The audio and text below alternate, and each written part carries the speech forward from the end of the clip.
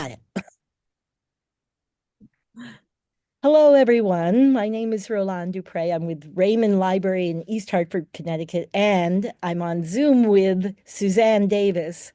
We've spoken before, 2 years ago it's been, about her book Gravity Hill. And this time she has a new book, a collection of short stories. Suzanne? Huh. Well, hi, Roland. It's so great to see you again. And I'm excited to be here and to talk about the story collection, The Appointed Hour. Uh, we're getting, this is new in that we're getting a chance to talk about it, but the collection actually came out before Gravity Hill. And in some ways, it's very organically connected because it's a collection of short stories, and they're set in Eastern Connecticut, which is the same little corner of the state where Gravity Hill is set. And in some ways, the characters in these stories feel to me like they would be neighbors of the people who were in Gravity Hill. Yeah. That's I have a question right now. So you wrote Appointed Hour before Gravity Hill. Did that writing kind of get you kind of excited about writing a larger story? Is It did because the stories are connected. So some of the characters show up in each other's stories.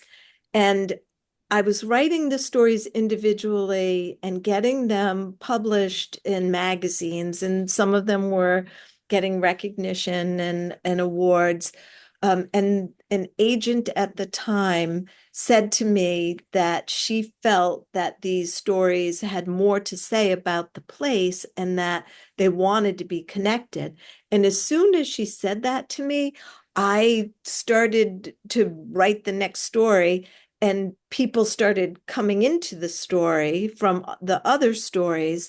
And I realized that the reason that whereas I first was writing about rural America and wishing that I could be one of those writers who could write about the city of New York and, all of the urban sort of glitz, that this was really my subject matter, and that it was a kind of blessing, that I was finally coming to accept that this was what infused me, when the words come onto the page, and that the place had so much that it wanted to say.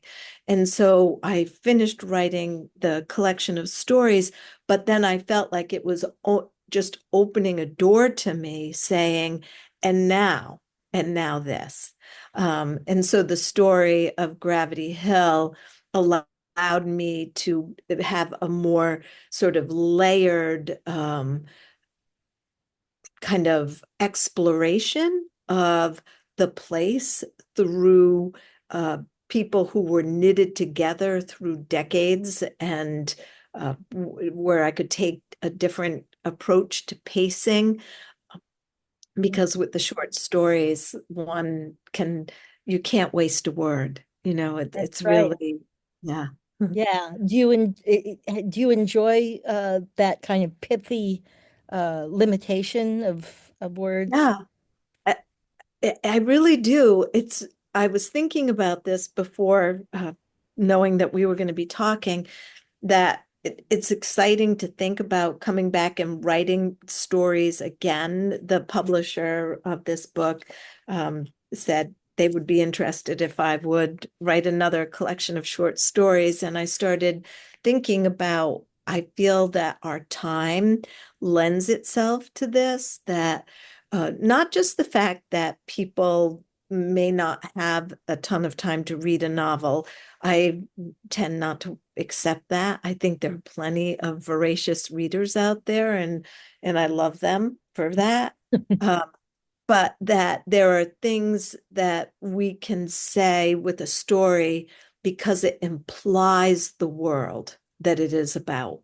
Every story sort of implies the world with its images and its nuance. Whereas with a novel, and this is, I'm paraphrasing this from a famous writer from decades ago who said that it was like a novel, like closing a curtain around yourself, and that's a very different experience. Yeah. Yeah, very much so. And with the stories that we hear all the time and that we're Mhm. we're sort of attracted to, Mm. place is a very important part of it, isn't it? The Yeah. environment and the place that they happen in. In fact, I think that's one of the basic ideas when you write a story is where is it, right? Yeah. Yeah. Where does The it place, yeah, place is really important for me. It's how I have come to know myself, and it's how I know my characters in the writing, that they cannot help but be who they are as a result of the place that they're from. So when I was writing these stories, I again, rural America, and thinking about the kind of nostalgia that the people I know in the eastern corner of Connecticut have for a way of life that is, disappearing. If the pressures around making it so hard to make a full living on the land, the even small businesses sort of disappearing from the small towns, and leaving people, without jobs at all. And so that kind of nostalgia sort of comes into the stories. There, there's a story about a guy who lays wood floors, and there's a story about a small town, bar owner. There's a story about an exotic dancer in a small town. You know, there's a story about an incident that happened in Eastern Connecticut with a serial killer and how that affected the area. And then that event comes back at the end of the collection, and the memory of the land and the things that have happened on the land sort of bubble up in all of these stories. So And do but the in stories vary in time period, or is it sort of sequential? No, they do vary. And the first story that I wrote is actually in the middle of the collection, and it's a story called The Ancestor's Voice. And I can read a page of it if you'd like. That is the story that sort of got the whole collection started.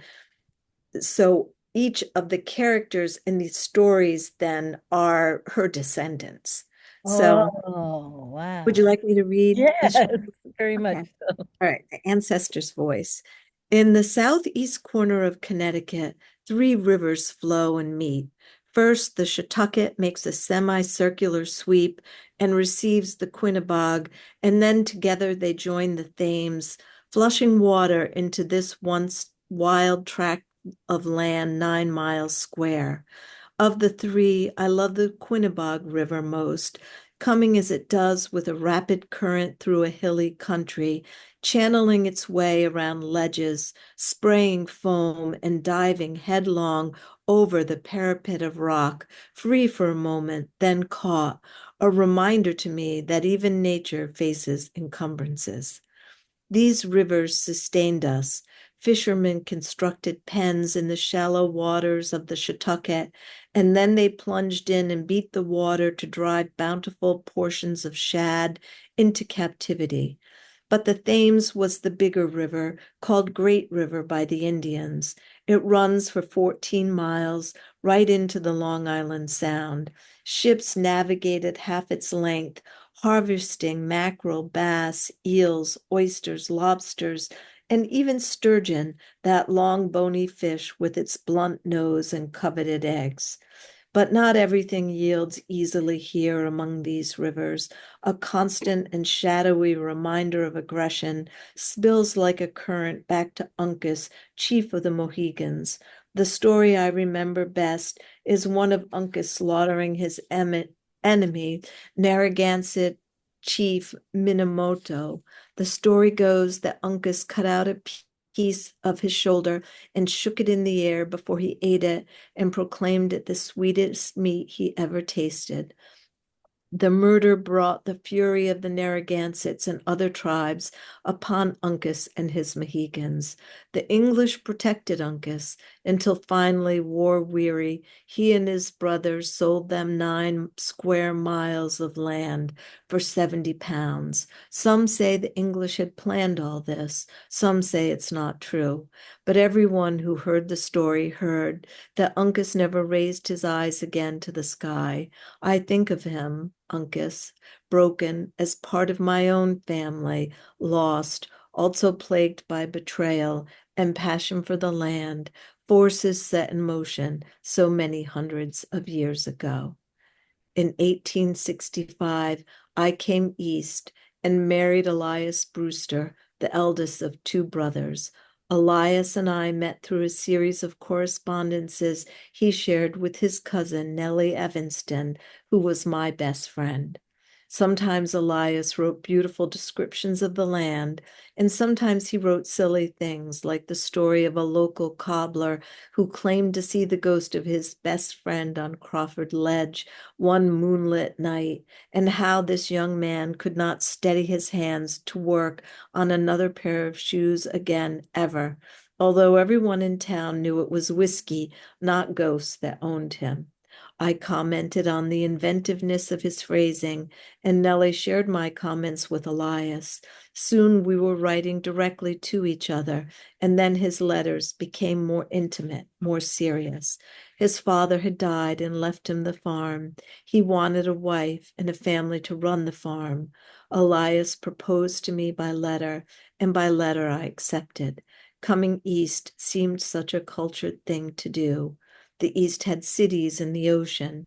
Nellie and I copied the design for my wedding dress from a picture of the New York fashions, and we chose rich Chinese silk. And the story Wow. goes Wow. That's that's so beautiful. on. It's poetry. It feels like poetry when you're reading it. Well, Really thank does. you. Especially the description of the rivers. And that's so true, isn't it? I mean, I didn't realize sturgeon came through there too, but they're all gone, right? I mean, Yeah, so many, well, the shad, yeah, we don't, that was legendary, wasn't it? Yeah. yeah, yeah. So she is the one who starts the story, and then the other stories are all of her descendants and sort of what happened to them over that time on that same land and adjoining land. Yeah. And it's about so time and place. So we've sort of touched on place, but this time and it 1865 and then you're moving forward, but there's a point in our world there time has sort of collapsed and it's faster and faster and faster. The changes are happening faster and faster. But Yeah. there's something about this place that is sort of out of time, I feel. No? Well, it's interesting that you say that because I agree. And when I wrote this collection, at first, there were sometimes people would make comments like, where are the cell phones? Where are the, modern kinds of things that people are doing on so, which was not something that people were generally doing. That's changed.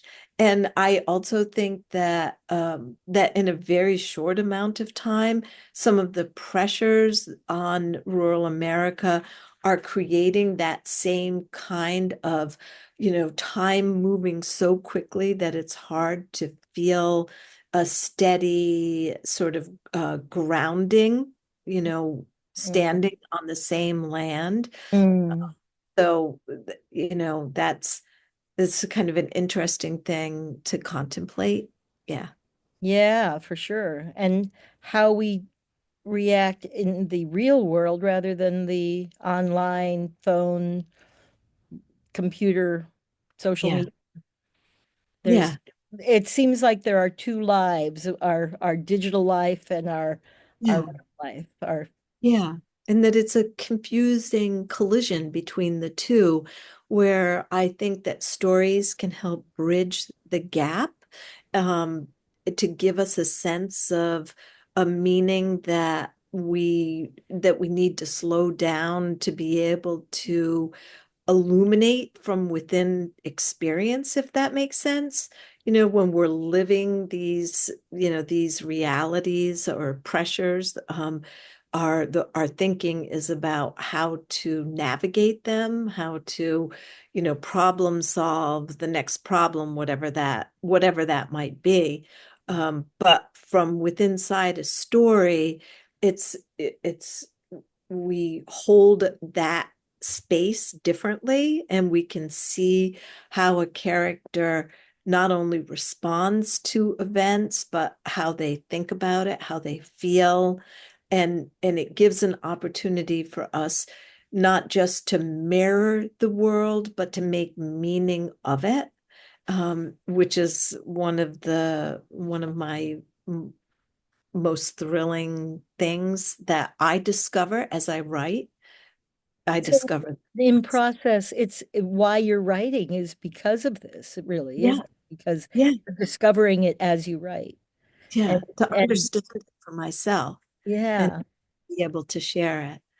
Um, so when so her story is the first story, and then there's the next story in the chronology, which is also um, it placed before her story. So if someone reads these chronologically, they start with one of the contemporary stories, and then a couple more contemporary stories, and then we go back in time to this story called John Mason's Eye. And I could read you just a couple paragraphs of that if you want. Yes, please. On his 11th birthday, John Mason received the legacy for which his parents had been preparing him his entire life, going all the way back to his birth, when his mother Hattie set him in his wicker basket beside her in the cannery and talked to him about their hopes and dreams,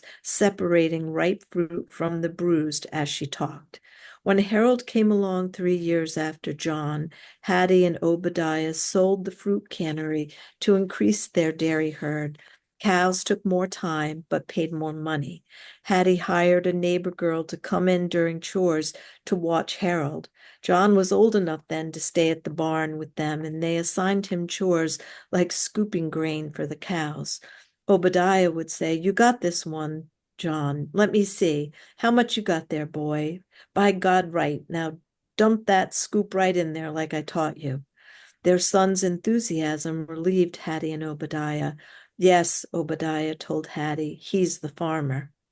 Yeah. Family farms sewed the people of Belleport together into a community, but Obadiah Mason wanted more. He wanted one of his boys to take the farm, and the other he wanted to become a doctor like his brother Asa, set up in New York. His was one of the old families, not prosperous but smart, and he wanted each generation to progress. So he saved, and starting when Harold was 2, Obadiah said he would be the doctor. He would not let the boy milk cows or do any dangerous work. He was protecting his son's hands for the future, surgery. And he told John, "You take a look around. All this is yours."